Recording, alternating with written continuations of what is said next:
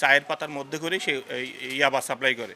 চায়ের ব্যবসায়ীর সঙ্গে কিন্তু একেবারে অতপ্রত ভিতরে আসলে চায়ের আমরা মাদকদ্রব্য নিয়ন্ত্রণ অধিদপ্তর জেলা কার্যালয় বগুড়া এবং জেলা কার্যালয় রংপুর যৌথভাবে আমাদের কাছে একটা গোপন তথ্য থাকে যে এই ব্যক্তি যিনি মনসুর মণ্ডল ওরফে বোদা, উনি আপনার মৃত জালাল মণ্ডল, কাঞ্চনপুর, পীরগঞ্জ, রংপুর থেকে উনি নিয়মিতভাবে ইয়াবার পাইকারি বিক্রেতা। তো সেই হিসেবে উনি চট্টগ্রাম বা কক্সবাজার থেকে ওনার এই একটা দোকান আছে, দোকানের আড়ালে এই চায়ের পাতার মধ্যে করে সে ইয়াবা সাপ্লাই করে।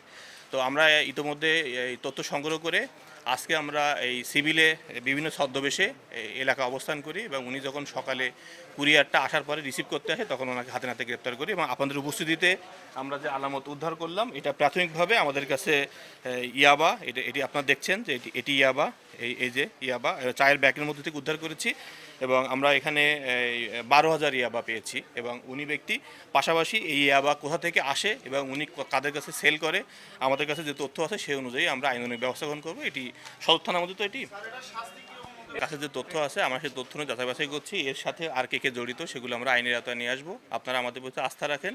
আমরা যেহেতু চালান ধরেছি, এই চালানের পিছনে বা এর সাথে কে জড়িত আমরা তাদেরকে সকলকে আইনের আওতায় নিয়ে আসবো এবং সরকার মাদকের বিরুদ্ধে 0 টলারেন্স।